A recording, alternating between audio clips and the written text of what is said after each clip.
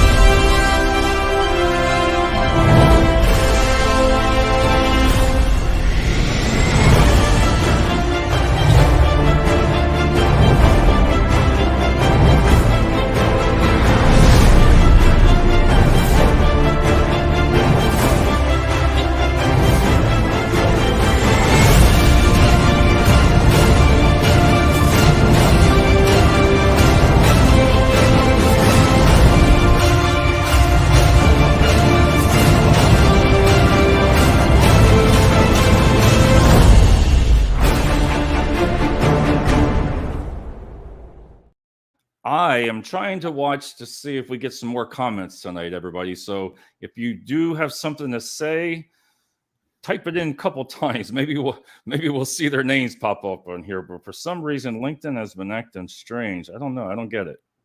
I actually just told the woman that I know who was saying she was going to join. I messaged her privately while we were on commercial and said, if you comment and we don't respond to it, right, message me and let me know so that we know that it's not. So that might be a nice test. I love it. They I just had somebody else message me saying I just messaged. I'm like, all right, well, just see what happens. We'll sit there and fire. The goal tonight is to at least let's see if we can get 5 comments. How's that? That's there we go. Cool, right? It's not the comments, it's the visibility. I know, right? So how was everybody's Thanksgiving? How was it, Jason? It was eventful. It was I had a lot of folks over. Somehow, I like cooking. I don't know if you guys knew that, but I like to cook? I cook a lot. Yes. I don't like baking though. So, but I like cooking. And somehow I screwed up the turkey this year. Yes. It was supposed to take 4.5 to 5 hours. It was done in 3. So wow. How the hell did you do that? I have no idea. We got a comment. There we go. There we go. There's Mike. Got a comment. All right, Mike, you made the first comment tonight. We got who else screwed up the turkey this year besides me is the question out there to the audience. No, so I somehow it was done in 3 hours. And imagine that, like trying to do the dance and jiggle act for an hour and a half because the turkey's done and nothing else is ready. Did you have the stuffing in it?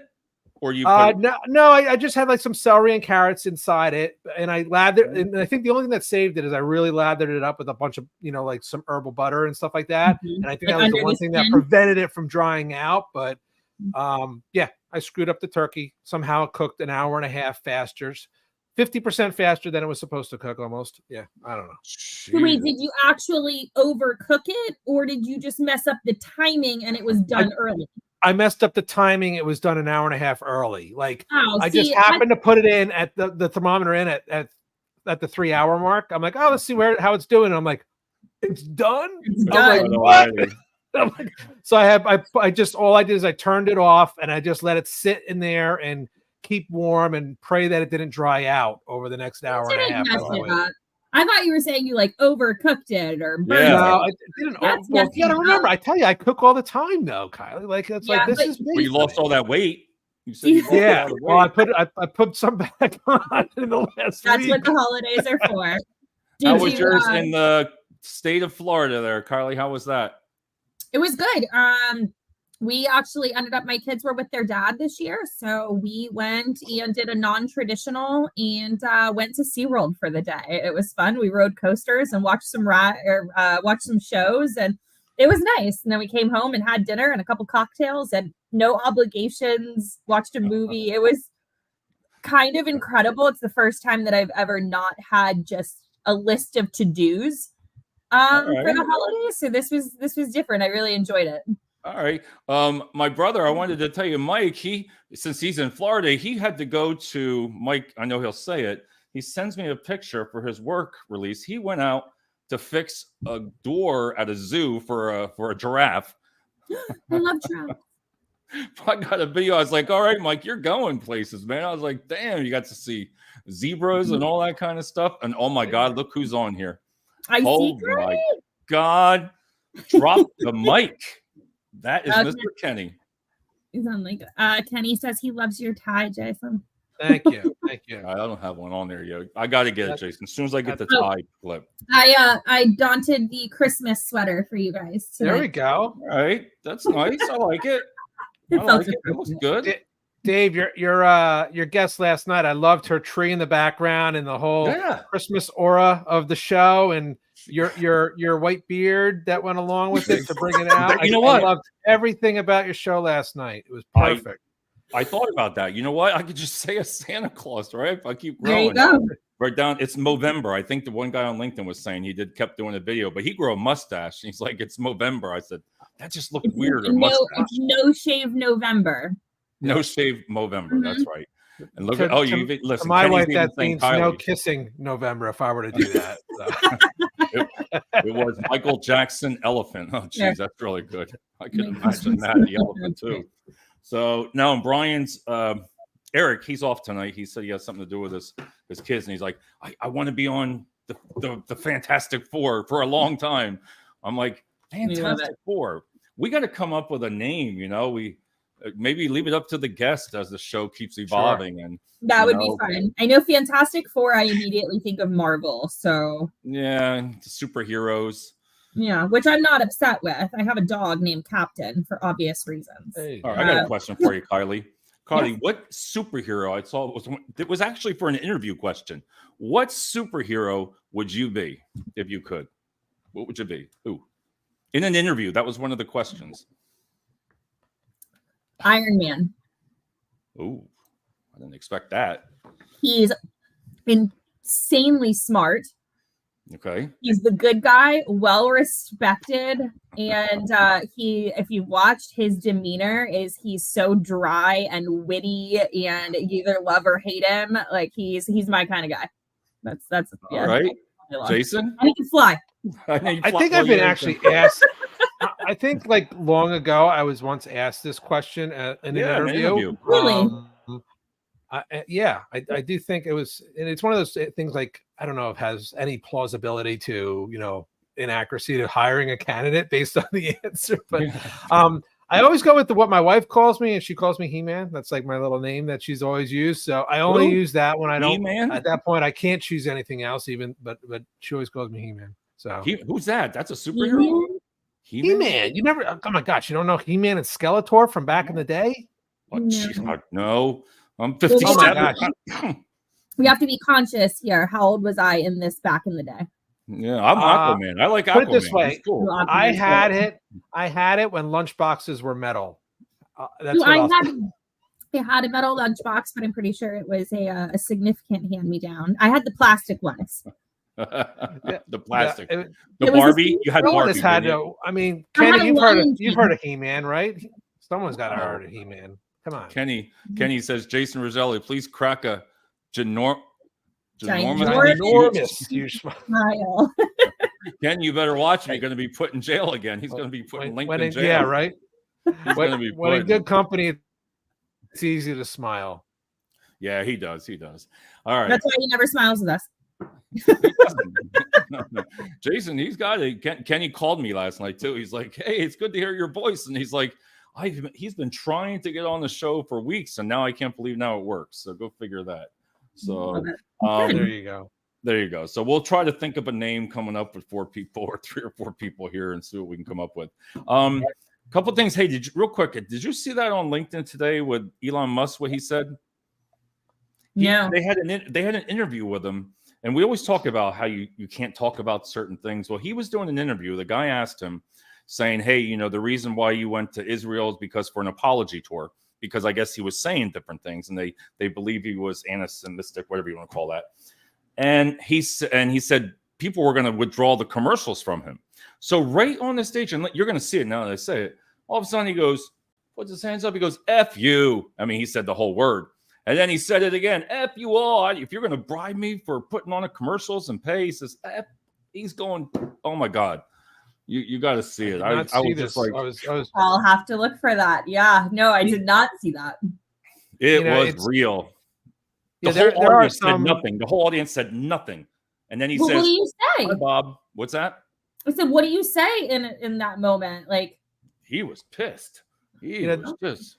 People are drawn sometimes to others that are very decisive and divisive like that. I mean, because as much as they don't like people that come off like that, they do like people that have the wherewithal to make decisions and stand by their characters. Even if it's something that they don't feel that they're aligned with, they like someone who's there are leadership traits in people like that people are somewhat drawn to. They don't like people that are indecisive. They like people that are decision makers. And yes, there's not. Sometimes it's the right decision that you like and so forth, but they appreciate someone that is willing to stand up for what they believe in and say things like that. Again, I'm not saying I agree with it, but there are aspects of that are enviable or admirable that to it. So Kylie, you never get aggravated, right? You don't ever get aggravated. Funny enough, not anymore. If you had asked me that a year ago, 5 years ago, maybe a different conversation. I don't know, things of the last year I think changed me. Being laid off, losing my mom, like there was a lot of big things that happened in the last year, and it really puts into perspective just all of it. It puts it in perspective. And so there's not much that really like gets to me anymore, whether it's stress or anger or no, not much. And I do have quite a bit of respect, whether I'm connected to their morals or their opinions or not. I am very appreciative of somebody with that level of conciseness in being rooted in their beliefs of, no, you're not going to sway me because public opinion says that I should be. But F off. Why can't you say so? I know we talked about this before, about things that you're not supposed to talk about online, on shows. You stay away from politics, religion. We all know that. We say that. But why sometimes, you look at social media platforms and all that, even TV, everything, it just doesn't fit the narrative sometimes. Like, it's like it depends, like you said, like Elon Musk says it, okay, it's okay. Somebody else says it, it's not. And that's the kind of stuff I get aggravated at, because you can't say some things that you want to say. Yeah, it's a double standard, triple standard. I think that's just what society is now. And no, they don't say that you can't say those things. They say that if you want to continue progressing into a trendsetter position, then you shouldn't. But I think that's to each their own. What's the end goal? When you do something like this, what's the end goal? Are you there because you just really enjoy being able to even speak to a small group and have your feelings heard and connect with even that handful of people in a raw, authentic, organic way? Right. Or are you there because it's something you want to turn into a living? And I think that those kinds of things dictate whether or not it is a good idea to open your mouth about those types of things. And I personally am very much the person that is, I'm going to say what I want to say. Yeah, Kenny's like, I don't believe you, Kylie. Then he says, Kylie Whitley, tell it like it is. but yeah, and that is who I am. I am a love me or hate me kind of person. I am not everybody's cup of tea, and that is something I have grown to be very comfortable with. Right. I don't give an opinion or have a conversation for the greater good. I'm not trying to make everybody like me. It's not who I am. If it benefits one person who's been in a position like I've been in, or needs to hear what I have to say, then that makes me feel good. I do this because I genuinely enjoy sitting here on my Wednesday nights with you gentlemen. And I like the topics that we talk about. It makes me happy. It's not because I'm out there to make a living on this. But if somebody benefits from it, one person, great. If they don't, then okay, I had a good Wednesday night. Yeah, I say the same thing. I'm not afraid to say, if you go that route and worry about everything that you say, even when you do a podcast, because people, I think employers sometimes might look and listen, and then you say to yourself, well, should I say this or not? But if you think like that, I don't think you can do a show and you have to worry about. I mean, there's, like you said, politically correct if you want to be all different things. It just irritates you because sometimes it seems the most negative things online or even on LinkedIn, that's what makes it big. The negativity. Nothing like super, hey, let's, we all graduated, we got money in our bank and everything like that. The happy stuff, it doesn't make any sense. But negative. But does it make it big in the way that you want it to? Because if you look at the following and the comments and the viewership and the shares, is it positive? Is it doing what I think, knowing you, Dave, is it doing what you would be setting out to do? Or is it just causing harm and an uncomfortable conversation? And so I think a lot of that too is it viewership that you want? Again, is it viewership or is it productivity and positivity? It just calms you down. Yeah. It just calms you down. It calms you down. But it does. And you know that, Jason. It just, look at that. She balances me out right there. I can't come back and say nothing. I'm like, you're right. You're right, though. It is positive. I look at the positive. I said the same thing to you. If one person, if that girl last night we had on, she really had a great time. It impacted her positive, So what's that? Kenny said, I love it when Dave Wilson gets riled up. Kenny, so do I, because it's always me. Yeah, because Kenny knows. Well, I used to start out, I used to just be pissed off all the time, but that's what started the show. I was just freaking out. But you could vent yourself and then people liked it, but then again, I guess like you said, Jason, it's like somebody standing up for it, Yeah. I mean, I always say like there's standing up for what you feel is right, but there's also standing up for what you feel is ethically right. So, and if you feel so strong in those convictions that you're willing to, in essence, pronounce that on social media in a public setting in front of, thousands of millions of people or in front of a large audience, then you probably are on some sort of solid ground, and you probably are in the ethical right. But there's definitely, when you work for an employer, if what you're saying is not aligned and could possibly put the company in jeopardy and a liability in a situation like that, or bring bad publicity to that company, there could be consequences, even if you feel that you're ethically right, and again, your freedom of speech doesn't protect you against that, from an employment action when it comes to that. Here I am bringing it back to the HR side of this conversation, right? No, I know, but of course. But in all seriousness, like that. No, it's true. I believe everyone's entitled to their opinion, right? Everyone is, but there's always a spot and a place for it. And you have to realize, if there could be consequences for things that you say, because not everybody is going to agree with you. Not everyone's going to say their favorite color rose is red. Some are going to say it's purple and pink and yellow and blue and black and white, and there's always going to be a difference of opinion. It's just whether or not you say something that could potentially, cause you an impact, could go against, what would be perceived as acceptable to an employer. As for acceptable to society, that's a whole nother story, right? So that's all I would couch to people in this conversation is, stand by your convictions, believe in what you believe in, just realize who your audience is and where you're saying these things, that's all, Well, you both, wow. I love it. See, that's what I'm saying. It just, the fantastic three, I was going to say tonight, look at that. It just comes out like that. But no, it's true. The way you say it, and then even the way you said it, Kylie, when you think about it, that I get it. So, and I love that Kylie likes to join Wednesdays with us, Dave. I do. That's right. See, usually I'm the one on the bottom of the screen, though. Somehow I know. I'm not gonna lie. I was a little. Yeah, she's not looking down on me today. I feel like I got a little like the Brady Bunch. Can you do that? I was a little uncomfortable when I jumped on. I was like, how did I end up down here? I feel like I got bumped from my. Well, I got two good announcements for you. I forgot to tell you. I paid for more money for the year for this. That's how I got elevated. I got a promotion. No, so get this. I got a demotion. Whatever. Get this. You're gonna, if we get done, say around 8:30 or so, at 9:00, we're gonna be live again on my Ring of Hire show, LinkedIn. This thing will say we're gonna be live because I paid for a new service now to where I've been streaming. Like I can take our shows now, Okay.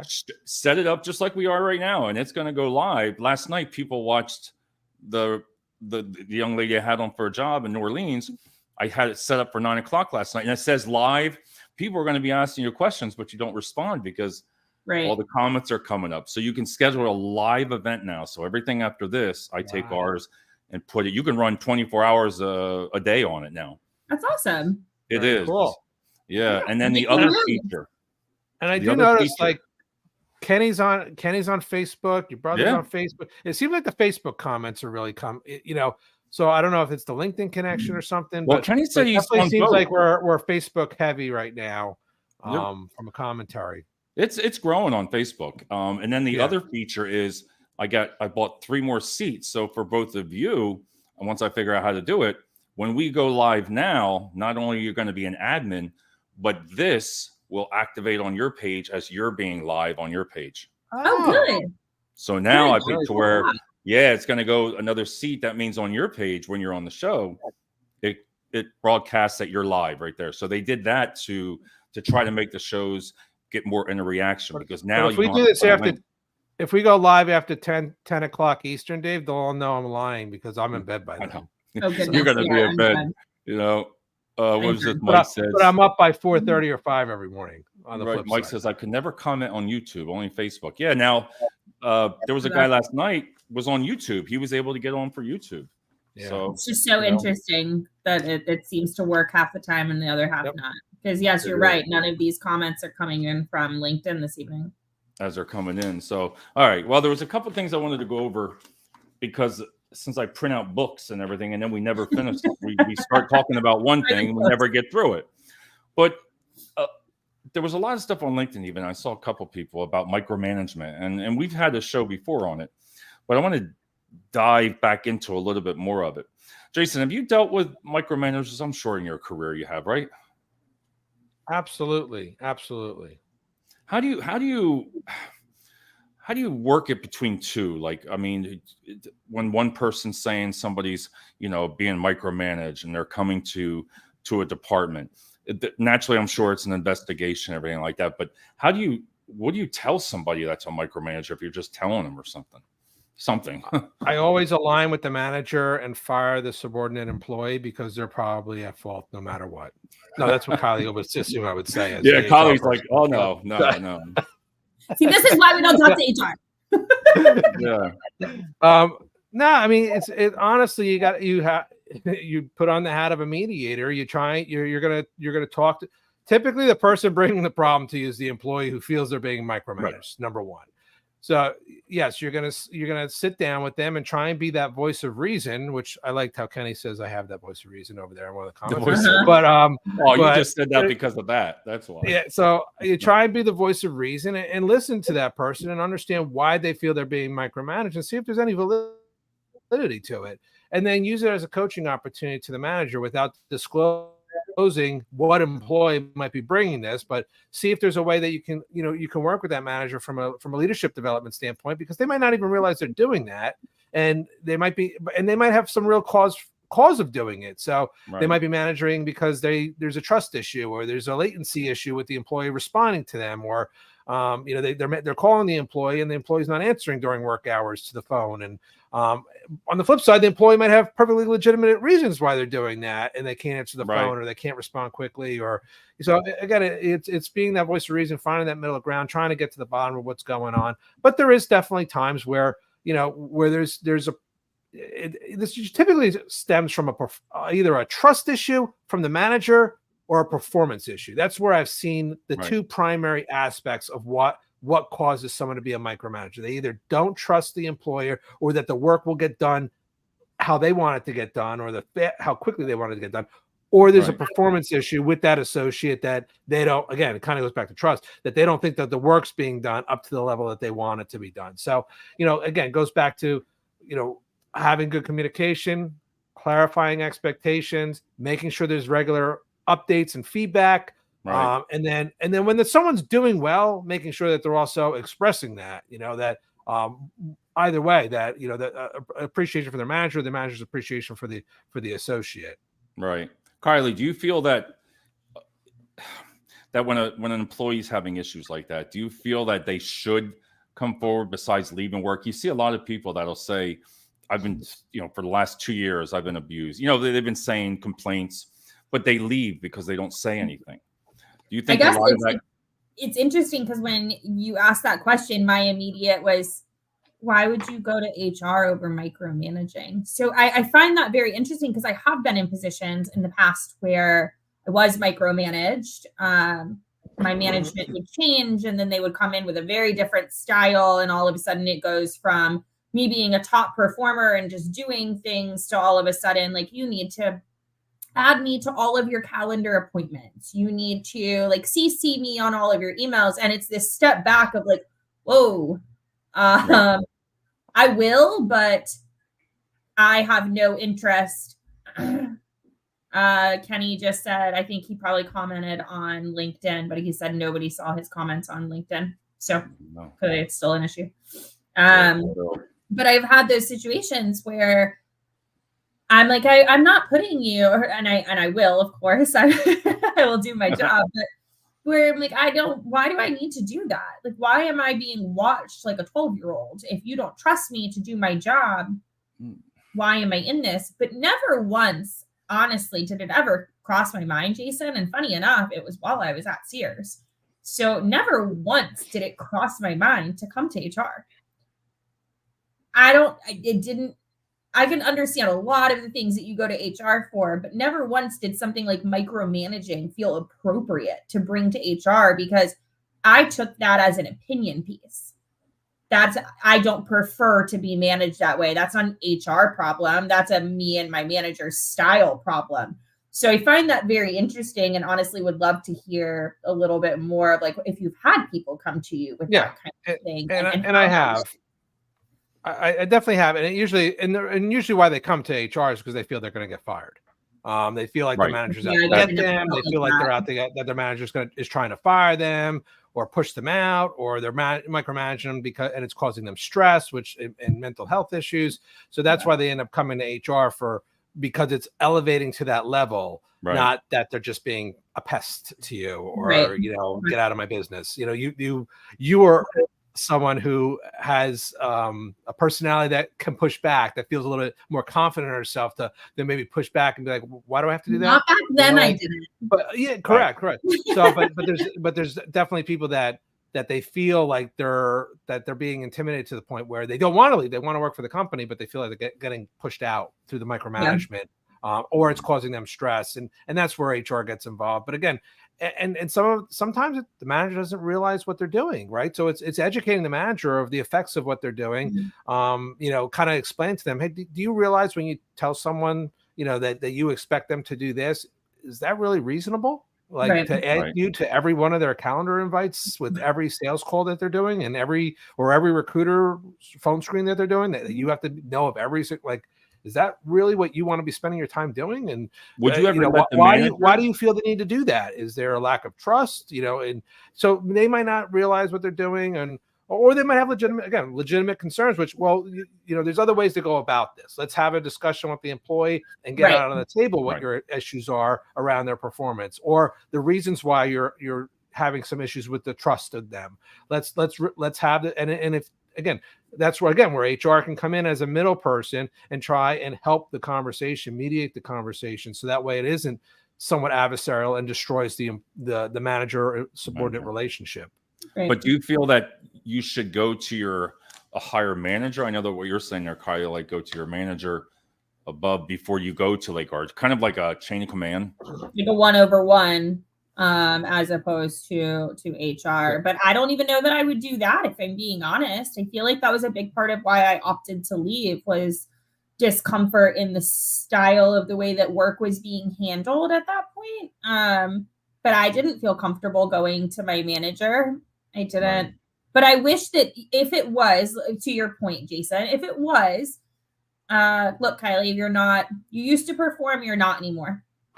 Right. You're slacking, you're lacking, whatever it may be. I've gotten negative feedback. I've had XYZ. I would have preferred, I guess, more of a conversation ahead and then taking that measure. I never felt like I was at risk of losing my job. It was never anything like that. But I have had situations. I think that it's easy when you've been in with a company for a while and work becomes pretty mundane, and then you can do it in your sleep. It's easy to get a little lackadaisical, I think, in certain moments. And I've had really great managers that have come to me and kind of had like that eye-awakening moment with me of, hey, you're an incredible employee. Where'd you go?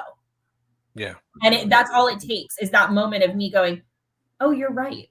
I'm not performing at the same level. And that's all I need. And I think that's happened to me twice in the course of my career. And both times it was just a wake-up call of like, oh, I'm so sorry. And my respect went up so much for that manager as opposed to because the one that because of what? Because they just brought her.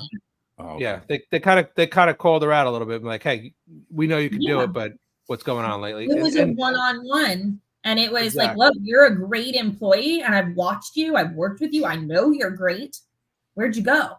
Because you're not right now. You're not performing at that level right now. Is there something personal going on? Is there something I can help with? Have you hit a snag in the work? Are you bored? It was an honest conversation. And then I've had the other ones where maybe that was what happened. Maybe I was getting a little too comfortable, but there was no conversation. There was no redirection. There was no allocation of new responsibilities to mitigate that. It was, you're now going to be essentially under my thumb. And then it made me hate work. I didn't want to come. I didn't want to be a part of it. I was worried that everything I did was under a microscope. It was uncomfortable.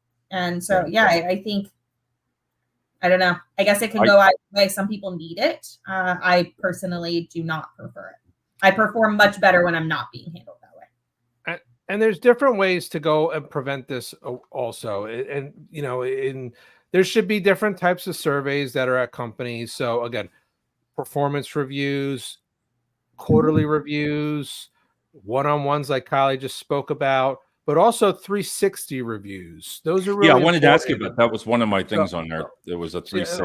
Almost like I have telepathy, Dave. It's in I here. Swear you don't give me these. So 360 reviews are when when I'm typically a manager is getting reviewed by their boss, by a business partner to each side of them, and then also their subordinates, where their subordinates are reviewing them. They're getting reviews from 360 degrees, and that 360 degree review should hopefully bring out things like, what's your management style? How are you as a manager? Is that on an individual partner? So excuse me. That's an individual, right? That's an individual that's an individual that's getting 360 reviewed from all different sides of their relationship. So again, that should bring out what their management style is and how effective they are perceived as being a manager by by the people that work for them. I always say subordinates, but by the people that work for them, as well as the perception of their boss of how they are as a manager. Are they micromanaging, or do they give enough flexibility to their associates, trust and empowerment and authority to their associates to make decisions and work their hours and get their work done autonomously?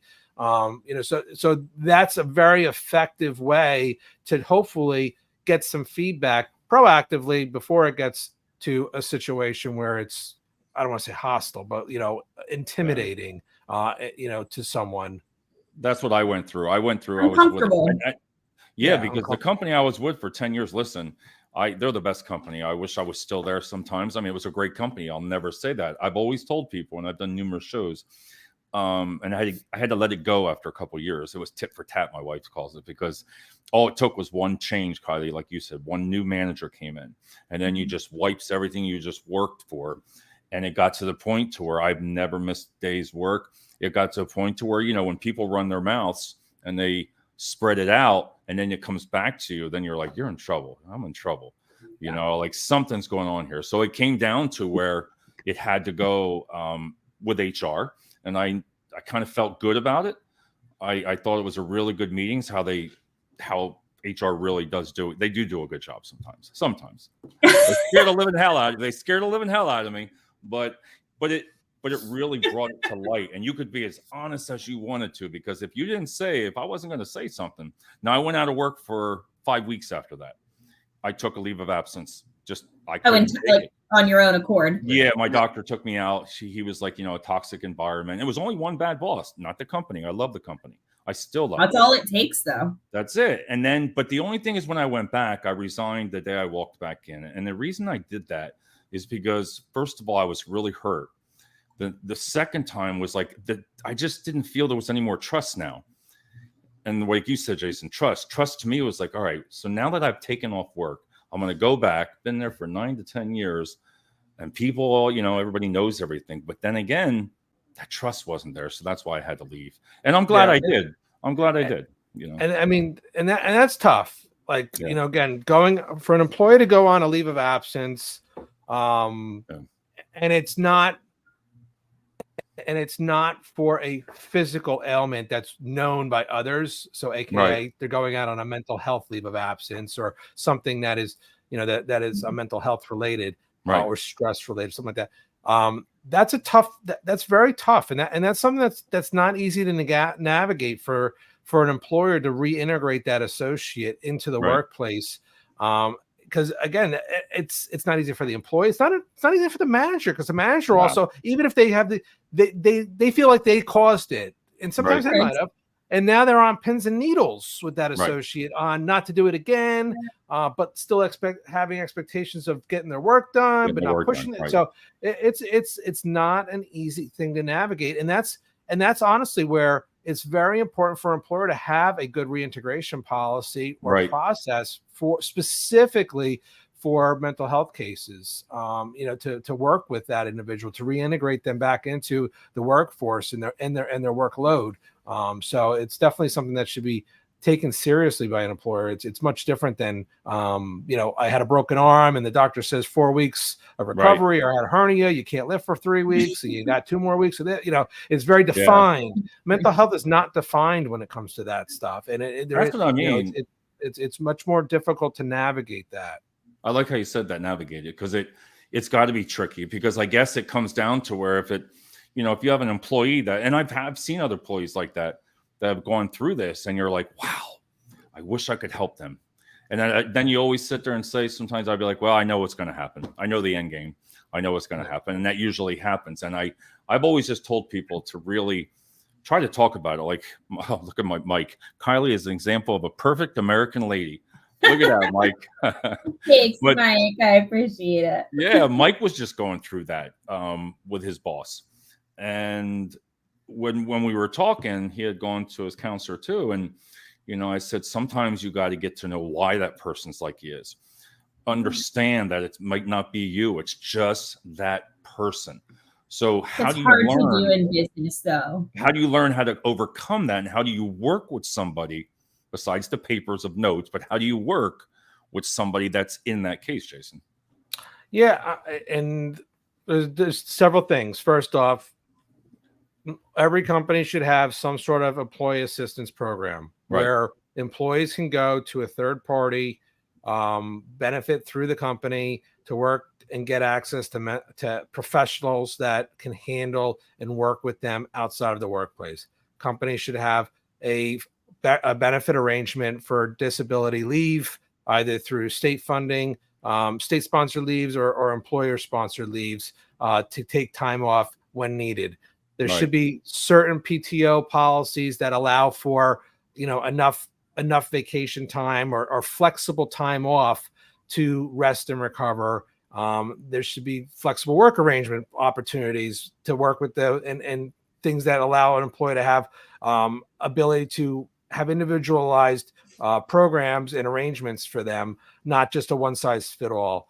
There should be employer resource groups for people that are have like-minded individuals or like quality individuals, people that can associate with, with that are going through similar things in life, whether or not it's cultural, physical, mental, spiritual things, and having those employee resources. Obviously, small employers is more difficult to have those internally, but even a small employer can help make sure they're promoting access to those externally. There's tons of, I was on a podcast a week or two ago, similar topic for men's mental health. And my brother has a company that High Speed Daddy, and he has had he does a lot of masterminds and stuff with dads on what it's like to be a dad and dad products and stuff like that, because he sells dad type of products. But like how being a father and going through fatherhood, especially first-time fatherhood, is tough. Yeah. Right. A lot of guys struggle with that. And So underappreciated in the workplace. Yeah, and men have taken a lot more bigger responsibility and roles nowadays. I'm sorry, Kylie, what did you mean by that? And, so I just wanted to ask Kylie what she meant by that. That I think as much as we give credit to men, paternity leave exists, those things, we have gotten to a point where we expect a man to be essentially an equal in the home when it comes to raising a child.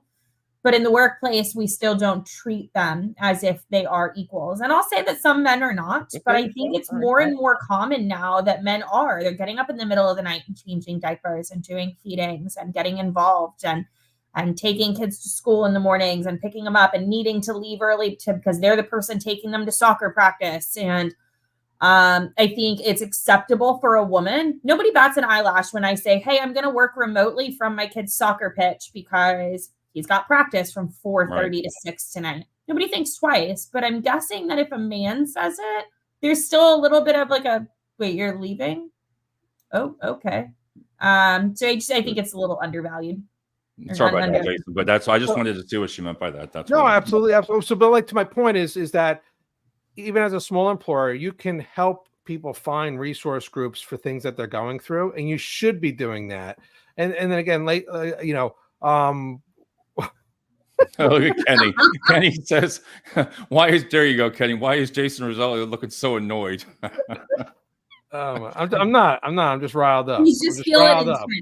He's intense at the moment. Yeah, Kenny. When he gets intense, you're really doing good, Jason. You're doing good, man. It's called passion, Kenny. It's called passion. Yeah. So you got that HR hat on. You're doing good, man. So, but again, there's different. If you don't have internal benefits, there's telehealth services and stuff like that you can help make sure people have access to. So again, be a facilitator for help. You don't have to necessarily be the provider of help. Just help be a facilitator to those resources for individuals. Have a genuine concern for the people that work for you and work with you every day. You spend 1/3 of your life with these people. Okay. That's a truth. You spend more time with your coworkers than you do your loved ones at home. Right. Say that all the time.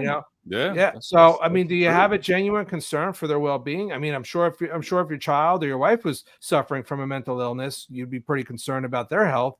So, do you have a genuine concern about your coworkers? Or you just want to micromanage them out of the business because you can't deal with them, right? That's the thing right there. Yeah, and I think that's where it comes down to some people. I always say, like, why does somebody act like that? And like you said, when you're talking about the trust, why did they? I always just thought, I didn't realize that it's some form of OCD. If there's any truth to that, I don't know. But it just seems like if they want it their way or not your way, but maybe you have problems going on and that person just didn't ask you, like you said. There's other things, so many things going on in that person's life. Maybe you don't know that. But that first initial conversation, how do you get to that point? Like when it comes to I don't think you should be scared to go to your manager, nervous or HR. I really don't. I just believe it's their job, and maybe I'm wrong, but it's their job to figure it out. Does that make sense or not? No, it makes perfect sense. And I love it because it's one of the things that I've enjoyed the most about where I am now. I said this to my boyfriend a few weeks ago. I ended up having a conversation that I think in any role prior I would have been almost like shaking at the knees, right? To go and have this discussion. But I have such a wonderful relationship with my management team that I have now been in a position where I don't think twice. I know that I matter. I know I'm an integral piece of this team. I know I'm respected and appreciated and wanted here. Right. And so something bothered me and I immediately I was like, hey, can we, I'd like to have a chat. And it wasn't like me hemming and hawing and trying to figure out how to do it in the beginning, which I've been through on numerous occasions, or just held my tongue because I was too scared to address it. And in no way was that the case this time. And it took about 3 minutes and it was, all right, okay, well, that all makes sense. Cool. Moving on. And then we were talking about, the holidays and kids and work and it kept going and a 3-minute conversation turned into 30 minutes and only 3 of it was actually addressing the thing because it was done. It was something in my whole life I've been so scared of And I thought that was a me problem, to be honest. I always thought it was like, I just don't do well with these conversations, which if you know me, you know that that's not accurate. But I love it now. I love it because I told myself, and I think a lot of other people too, is I don't want to ever go through that ever again in my life. I really don't. And I believe that it's made me stronger to where if it gets to that point, I enjoy now talking about it. Yeah. Agreed. Because nobody knows that when you go home, you know yourself, Jason, all the stress, you take it out on your family, you take it out on your children, you yourself. You go to events, you don't like it. You know, you go to the doctors, you're taking more blood pressure pills, you're drinking more if you're a drinker or smoke, you know what I mean? So it does, I guess you really got to know what you're doing there in a way. Yeah. No, and you know what? A big part of being micromanaged and how you feel is about your own personal health, right? So how you carry yourself and how you feel, your own stress level, how you react to stress. Kylie mentioned before about, she doesn't get stressed like that anymore. She, there's things that go on. Yeah. Mine has been my own personal health is, if I feel like I've been living more of a healthier lifestyle, I'm able to react to stress a lot better. I'm able to keep myself more calm, breathing exercises, take a step back, relax, look at it from an external view, whatever you want to call it. There's different things that you can do as an individual. What works for me doesn't necessarily work for you, doesn't work for Kylie, different things, yourself, Dave, but there's different things that people can do on how they react to stress in those moments. And that's what, going back to Kylie's point, that's what will help set yourself up for those conversations that probably aren't that big of a conversation to have, but by ignoring it could become a much greater issue down the road. So how can you set yourself up to have that conversation earlier and diffuse it and get on with it instead of letting it build into something that really it shouldn't build into? Mike says micromanaging people have low self-esteem. Some of them do. Yeah, absolutely. Yep. I had experience with one that it was very clear that the minute they left work, their home life, they had almost no control.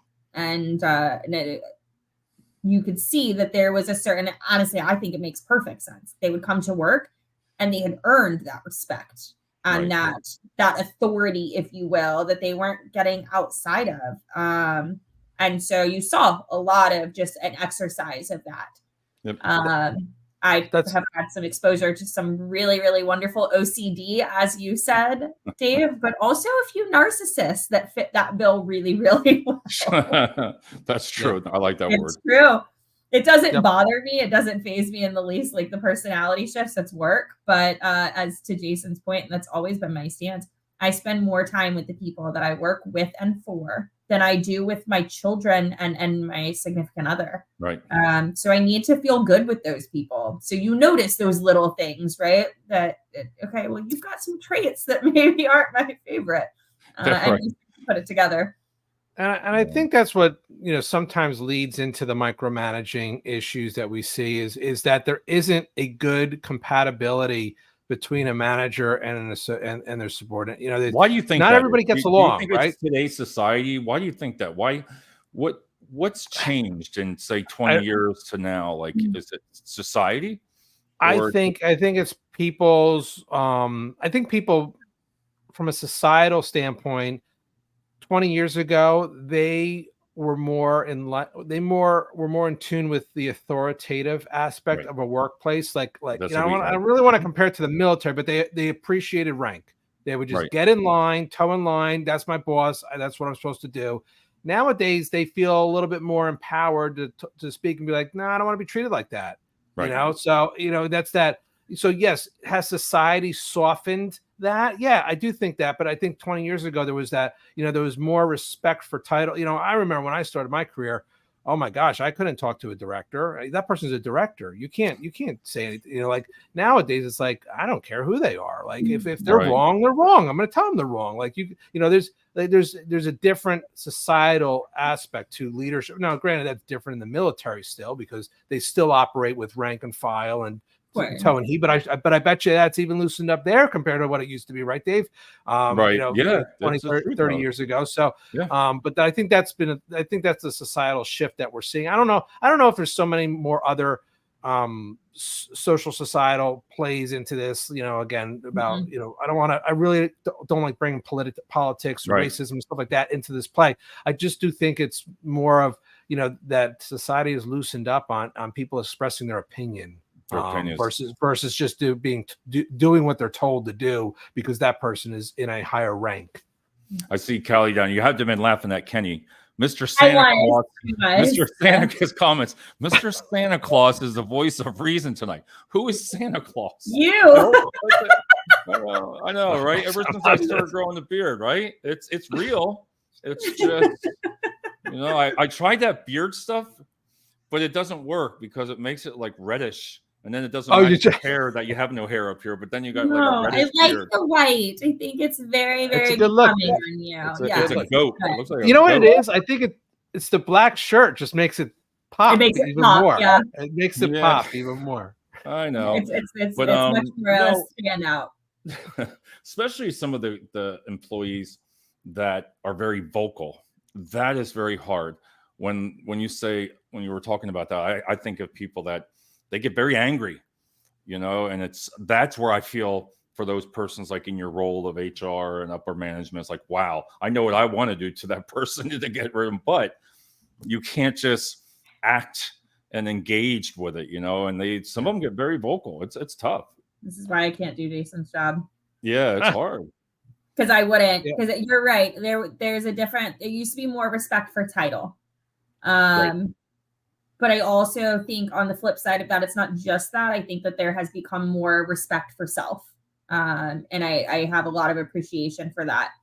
What I don't have appreciation for, and this seems to be coming more and more, pretty much the generation that immediately is preceding me.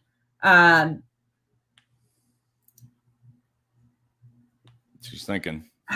Because it makes me trying not to say. Trying to be politically correct. Politically correct, yeah. To an extent, yes.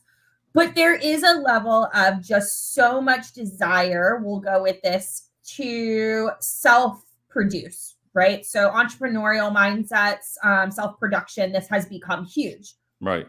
But that also creates a lot of, as if Americans, we didn't already have just such of a need for immediate gratification. It has just skyrocketed that mentality. And so I have, on numerous occasions, run into some slightly younger, and they come in and there is this, I am going to do your job. No. Oh, are you? No. Look at her eyes. Look at her eyes when she talks like that. No, like it's just not realistic. Like, I earned my way here. I do have an appreciation for the fact that you can have it. And we've had this discussion, Dave. It's a big thing for me. You can have a seat at the table. Right. You have more of an ability to learn, and much more quickly than you did 20 years ago, because that title is not all that matters anymore. And I have so much respect for that. But I also think that we've, to certain extents, gone a little too far in the other direction with people coming in with entry-level experience, wanting to make the same salary that I make, and then come in and talk to me about how I should be doing my job. And while I enjoy fresh ideas, and it's something that I preach to, especially a lot of my hiring managers, like, let's listen to the younger, let's get involved here. Let's see outside of the box. It's new mindsets. I think that there has to be a line drawn. And that is one that I struggle a little bit on that part. Jason, I'm in that weird in-between phase where I'm really supportive of everything that's happening, but was also in the work environment when it wasn't that way. So I'm just in this weird center box area where I respect both sides and don't really know what to do with it. Oh my God. Jason, do you feel that training, do companies should put a lot more training into their managers? I mean, that you got to see that. I'm sure companies probably think that way too, right? I mean, training, education, to learn. I think from a management training perspective, there's certain things definitely that could benefit, and those are not hard to do. They're not, honestly, nowadays you can find a lot of that stuff for free. You don't even have to go pay and get systems and stuff like that to train, to bring stuff. And honestly, when I was at Sears, we didn't have a budget. I had to create it myself with me or my team. We'd put together these trainings ourselves and train managers in the field on different things. Obviously like time, the normal stuff like time management, but also just managing conflict. Having conversations that are uneasy conversations, how to properly performance manage, how to properly address issues, with associate, so we had to build trainings like that, those types of things that, again, people you can go buy them, you can go find them. But yes, it is important to invest, because there's always a need for people to, if someone goes through college or whatever, they weren't necessarily trained on how to manage people. To manage, and how you manage your home life doesn't necessarily work the same way at work, right? Your work life. And then going back to Kylie's point about the generational gap here when it comes to expectations. Yes, that I definitely agree with, that there's been a societal shift in the expectations of what our younger generations or more entry-level generations into the workforce are expecting. The immediate gratification. Social media has exploded with the expectation for immediate gratification and success, and guess what? There is a lot of that, and it's well deserved. But things don't come easy, or else it would come to everybody, right? Well, we got Kenny and Mike tonight saying great things about you, Jason and Kylie. Jason's or Kenny's saying, "This is Kylie Whitley I enjoy, assertive, aggressive." And then Mike says, "I want to meet Kylie and Jason when I get out. They're real people." I'm easy to find. So yeah. Let me know when you come visit Dave. I'm 20 minutes. Or you guys can come visit me. Yeah, I would rather. It was 22 degrees this morning. Yep. Yeah, it was 34 here when I woke up. Oh my gosh. Iguanas fall out of the trees at that weather. Oh, goodness gracious, for sure. They go full comatose when they get out. So I'll tell you again, look, almost an hour, and I didn't even get through all this. In all fairness, I think we spent the first 20 minutes just talking. Yeah, that's true. I kind of agree on that one. That's true. And that's why we enjoy this almost every Wednesday. But this is why it's my Wednesday. Everyone listening, give Dave a poll of like what nights are best for everyone. Yeah, we want to get some, and also topics and questions that you want us to address. Yeah, I think the topics it's really what, like you said, put it out there, what people want to hear about. If there's certain topics, they can message us. I think that's great. Just PM either one of us about different ideas, because I'm open. And having guests on, we can have special guests on. We're doing different things. Oh, Kenny, every night I fall asleep. Kenny, you can see the replay at 9:00 tonight. Okay, you go into the Ring of Fire show, and it will be replaying live. So Kenny, you're going to hear yourself. You're going to hear yourself how much we say your name on this show. Kenny's got us on one television on the computer and Jeopardy on the TV on the other. But all right, so that's true. Now that we got Kenny on here, let's put him in the spot. Kenny, when are you going to come on a Wednesday night? You got to let us know what works for you, because we are giving you an invitation to come right on the show, Kenny. And we're going to put you down, or maybe up. Maybe we'll put it on the top. I don't know. We'll have to see where Kylie wants you. Well, yeah. Well, clearly I don't have a choice. I'm on the bottom now. Yeah, she's on the bottom. Kenny, you can come down here with me. It's fine. All the cool people are. All the cool people. Yeah, we're looking. Because if you look, I guess it doesn't look like I'm looking down at you, does it? You can do this. Yeah. You can point down. I can point up at you. Yeah, you can point up like the Brady Bunch was. Well, you know what I really hope is that they see us laid out differently, and they're like, "What are these people pointing at?" Exactly. No, Jason, how's I know you want to put in here, but you are still open for work, huh? I am still open for work. Yeah, it's been last week was 6 months now, so I've crossed that mark. But it is what it is. I'm end of the year is rough too. Yeah. I'm optimistic. I am interviewing with a couple good employers that we'll see where it goes, and I'd be happy with either of the roles that I'm currently pretty deep in. But I've also been networking, and I had a couple of good networking opportunities. I had one today with Rutgers, my own alma mater, and a bunch of a nice HR networking team that was there. So I really enjoyed that one as well. And I think, Dave, that'd be a good one for us to possibly bring in and have on the show is that HR org. I think that we haven't talked really about networking and HR professionals and stuff like that. But yeah, no, I'm optimistic and I'm keeping the spirits up. So no, good. Running out of projects at the home, but and I'm sure Dave will echo this, but my recommendation always when it gets to the end of the year, and Jason, honestly, you probably already know this too, but end of the year, a lot of people stop applying. Yeah. So this is the time to like hit it heavy because you don't have nearly as many people coming in because they get nervous. They're like, well, I don't want to be told to start. I have Christmas plans. I have holidays. So people will hold for essentially the next month. Christmas bonus, even some of them they'd still get if they leave now. They're not going to get that end of year bonus, right? So. But people that are unemployed, they're like, "Well, I can't start right now. Like, I'm going to be out of town. We've paid all this money. We've done all these things." So yeah, I mean, apply to your little heart's content right now because it'll drop significantly from a recruitment side. My candidate flow drops by, I'd say minimum 60%, more likely 70, 75. It completely disintegrates. Well, I went ahead. I got an interview in 2 weeks, not for work, but it is for Israel. It's called Israel Connect.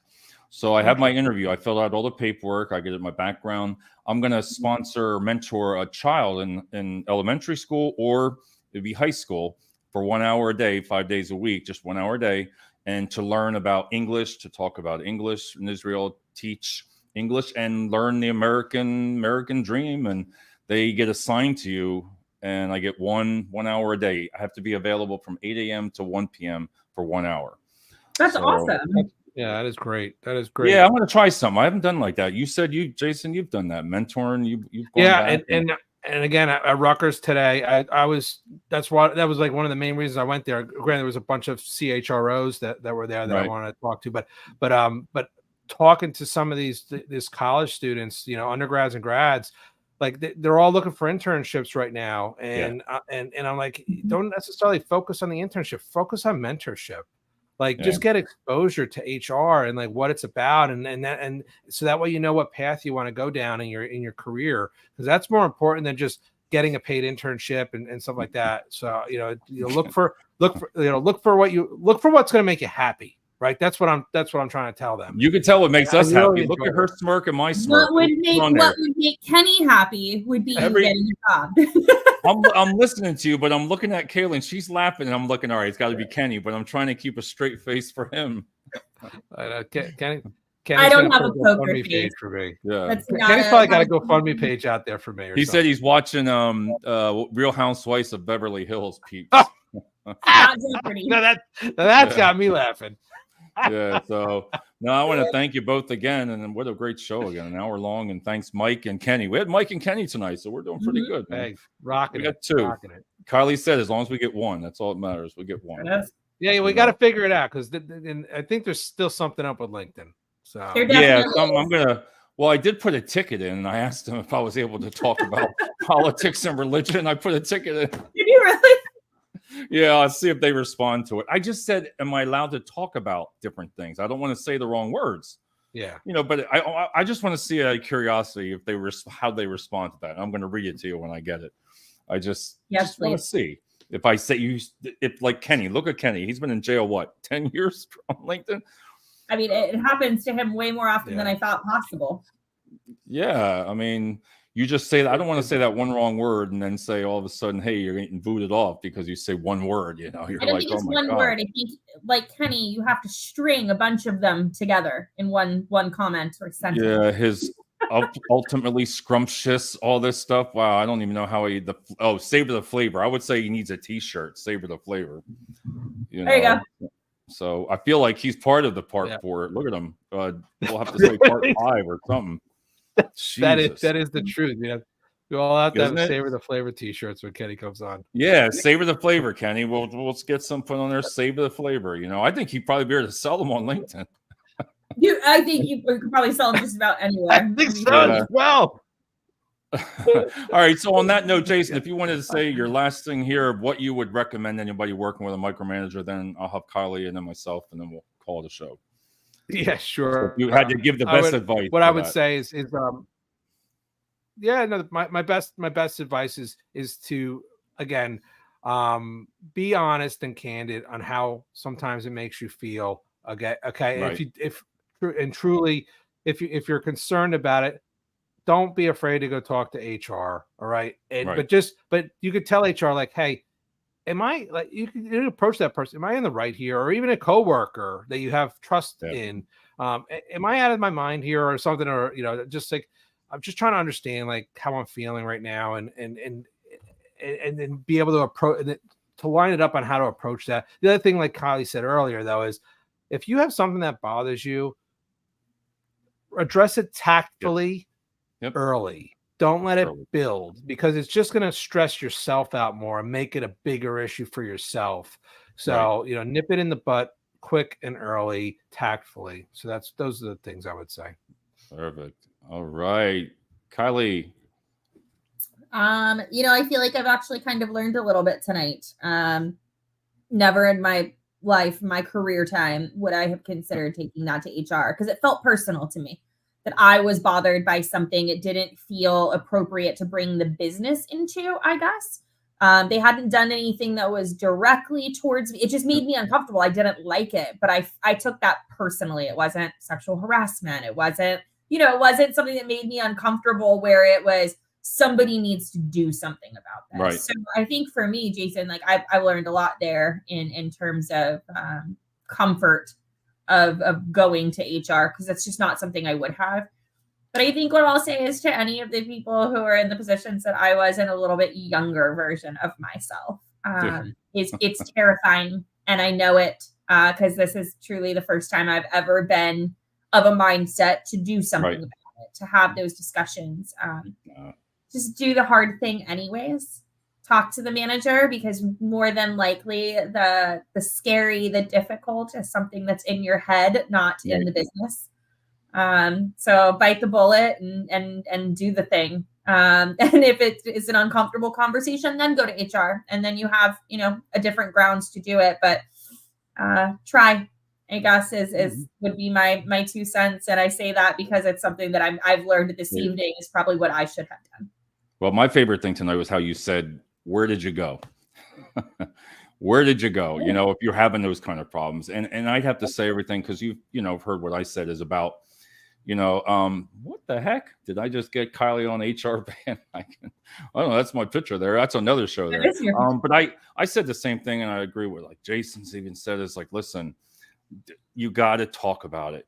Don't take it home. If you're coming home and taking it out and yelling and you're arguing with your family, that's where you need to go back to work and just talk about it. Nip it in the butt in the beginning. And I'm telling you, you will feel so much better, because then you get to come home and say, hey, I fixed my problem. I went ahead and I talked to that supervisor. You made me feel like this. And I believe if you confront it tactfully, I would say very professionally, I think that will nip it in the butt right there. Like you said, Jason, just nip it and tell the person how you feel. And then if not, listen, everybody knows how I feel. HR scares the living hell out of me, but they're there for a good reason. And they're really on your side. They have to be, you have to be very versed, because you can't, there's no way person, I know they need to protect the companies too, but they're good people. You like that, Jason? Oh, you're on mute. Absolutely. And there's and again, it might not be your manager, might be another manager you worked for previously in that company. Or someone that was your mentor in that company, or a lead, or again, other people you trust that you can go to for advice. Hey, this is how I'm feeling. Am I wrong for feeling like this? Yeah, people are going to help you. There's good people out there. I have to ask, Jason, that's another one of those, like, you have to, even if it is somebody that you trust, you're talking about going to another manager. Isn't that something where you still kind of need to be more mindful and tactful in the way that you choose to address that concern? Yeah. And obviously you got to understand what you're bringing to them, right? Like, you have to understand, you have to have, you can't bring them every topic, right? There's certain things, like if you bring it to them, it might not be able to stay between the two of you. Like, they might have a duty to report that. Like, obviously, my manager's sexual harassing me. Am I right for how they're coming on to me? Like, okay, yeah, that I'm not sure if they're going to keep it between you. But like, hey, my manager's like asking me to take phone calls on Sundays and Saturdays, and work Right. nights and stuff like that. I mean, is that what is expected? Like, or how should I go about that? Like, I'm having a hard time keeping up with this. So, Right. or That's a good again, I have to respond to an email within 10 minutes, or else they get mad. Right. Like, so it's there's different things that you could talk about, but there are other things that it's probably not going to be able to stay just between the two of you. But I think also being mindful, though, that it's not like a one-sided trust, right? That that that's somebody you can really go and have that discussion with, and that it's not going to be, oh, Kylie came and was asking about this and complaining that you have her doing this. Just wait, that's going to be a problem for you. I know it's coming, right? It's coming. Being It's careful, though, right? Like being really cognizant of, yes, I know that I can have this discussion with this person, and it really is just a meeting of the minds and not something that they're going to turn around, tell me that I can trust them, and then take it to so-and-so, whoever that, that I'm not going to David saying Jason's micromanaging me. And that then David's later going, hey, Jason. Yeah, So I think just being really mindful if you're going to go to somebody in the workplace outside of directly to your manager or to HR, that that really is a genuine conversation you can have. Margaritas. Right. Yeah, Kenny, I saw that. I didn't know that's what it says. Like, who's that? And it says margaritas. No, but I think it's great. This is a good show tonight. This is the kind of shows that I like about, you can write all the notes down like this, but when it comes to a story, when you can tell it relates to each person, and then you balance each other out. And Kenny, thank you for being on the show tonight. Kenny, I will gladly have margaritas with you. Yeah, we'll gladly. So, all right, everybody, we'll see you next Wednesday, and we'll be here, and then we'll see if what topic we'll figure something out. So be right back, and I'll talk to you after this. Good night. Good night. Later.